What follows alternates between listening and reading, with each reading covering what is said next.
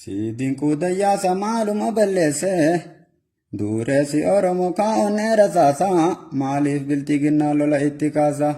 biltiginnaan kun soomima facaasa lakkiyaa Oromoo ofirraa buqqaasa arra jaahireen kuufne hundaaf hima yaada aggaamiin gooticha Oromoo irra geette maa'ustan Oromoo garaa nama nyaata abbaa Oromoo ta'uutu baagadaati bardiin kuudayyaasa nama kabajaati. Kun isaanin malle muudamuu qabaati beektota adamsuun qabsoo habashaati karaa jaraa jibbee didee lagateeti saaba fi jaalate dhugaa qabateeti gaaddisa bartoota abbaa artistoota abdii umurin dinquu gaaf tokko ni moota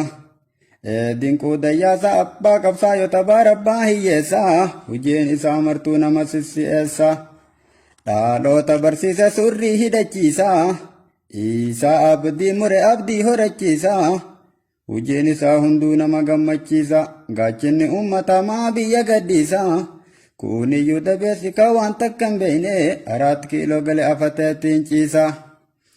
keessi nu gubate onneen nu madaahee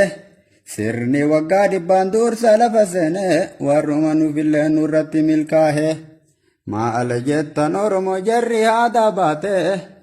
ka aroora nuufituun hunda lafa kaahee amma kana booda filannoon qawweedha woboonu dhaqqabii jireenyi hadhaa'ee.